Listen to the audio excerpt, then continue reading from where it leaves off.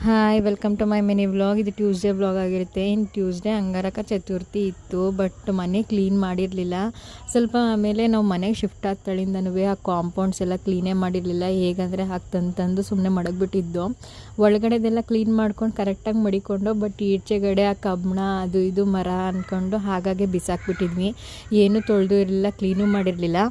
So ಅದಕ್ಕೆ ಎಲ್ಲ clean ಮಾಡ್ಕೊಳ್ಳೋಣ ಅಂತ ಅಂದ್ಬಿಟ್ಟು ನಾನು ಸ್ಟಾರ್ಟ್ ಮಾಡಿಕೊಂಡೆ. ಆಮೇಲೆ ಕಾವ್ಯನೂ ಕೂಡ ಹೆಲ್ಪಿಗೆ ಬಂದು, ಅವಳು ಸಮ್ಮರ್ ವೆಕೇಷನ್ಗೆ ಅಂತ ಹೇಗಿರೋ ಅಜ್ಜಿ ಮನೆಗೆ ಬಂದಿದ್ಲಲ್ಲ, ಬನ್ನಿ ಅತ್ತೆ ನಿಮಗೂ ಹುಷಾರಿರಲ್ಲ, ನಾನು ಸ್ವಲ್ಪ ಹೆಲ್ಪ್ ಮಾಡಿಕೊಡ್ತೀನಿ ಅಂತ ಅಂದ್ಬಿಟ್ಟು ಅವಳು ಕೂಡ ಮಾಡೋಕ್ಕೆ ಸ್ಟಾರ್ಟ್ ಮಾಡಿಕೊಂಡು. ಇನ್ನು ಈ ಕಡೆ ರೂಮಲ್ಲಿ ಸ್ವಲ್ಪ ಮಂಚ ಅದು ವಾಸ್ತು ಪ್ರಕಾರ ಇಟ್ಕೊಂಡ್ರೆ ಸರಿ, ಇಲ್ಲಾಂದರೆ ಹೆಲ್ತ್ ಇಶ್ಯೂಸ್ ಬರುತ್ತೆ ಅಂತ ಎಲ್ಲ ಹೇಳಿದ್ದು ನೋಡಿದೆ. ಅದಕ್ಕೋಸ್ಕರ ಮಂಚನೂ ಕೂಡ ಟರ್ನ್ ಮಾಡಿಸ್ಬಿಟ್ಟು ನಮ್ಮ ಮಾವನ ಕೈಲಿ.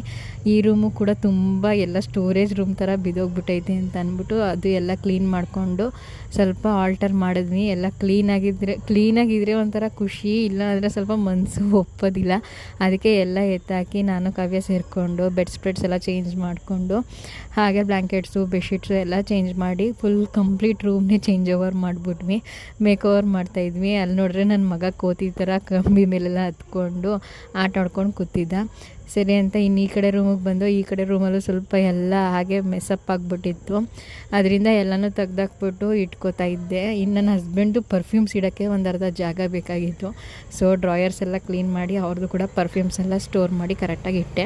ಆಮೇಲೆ ಕಂಪ್ಲೀಟ್ ಕಿಚನ್ ಮತ್ತು ರೂಮ್ಸ್ ಎಲ್ಲ ಕ್ಲೀನ್ ಮಾಡಾದಮೇಲೆ, ಕ್ಲೀನಾಗಿ ಕಂಪ್ಲೀಟಾಗಿ ಹಾಲೆಲ್ಲ ಕ್ಲೀನ್ ಮಾಡಾದಮೇಲೆ ಸೂಪರಾಗಿ ಮನೆ ಕಾಣಿಸ್ತಿತ್ತು. ಕ್ಲೀನಾಗಿ ಒರೆಸ್ಬಿಟ್ಟು ಗೂಡಿಸಿ ಎಲ್ಲ ಮನೆಯೆಲ್ಲ ಶಿಫ್ಟ್ ಕ್ಲೀನಾಗಿ ಮಾಡ್ಕೊಂಡ್ವಿ. ಕಾಂಪೌಂಡ್ಗಳು ಅಷ್ಟೇ ಕ್ಲೀನಾಗಿ ಗೂಡಿಸಿ ತೊಳೆದು ಅದನ್ನು ಕೂಡ 2 ಕಡೆ ಗಲ್ಲಿಗಳು ಕೂಡ ತೊಳೆದ್ವಿ. ಇನ್ನು ತಾರಸಿ ಮೇಲೂ ಕೂಡ ಸ್ವಲ್ಪ ಸೋಲಾರ್ ಹತ್ರ ಎಲ್ಲ ಪಾಚಿ ಥರ ನಿಂತ್ಕೊಬಿಟ್ಟಿದ್ದು ಅಂತ ಅದು ಕೂಡ ಎಲ್ಲ ಬ್ರಷ್ ಮಾಡಿ ಅದನ್ನು ಎಲ್ಲ ತೊಳೆದು ಕ್ಲೀನ್ ಮಾಡ್ಕೊಂಡ್ವಿ.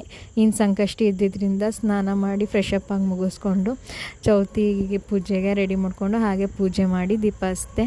ಈ ವ್ಲಾಗ್ ಇಷ್ಟ ಲೈಕ್ ಮಾಡಿ ಹಾಗೆ ಫಾಲೋ ಮಾಡ್ಕೊಳ್ಳೋದು ಮರಿಬೇಡಿ. Thank you so much.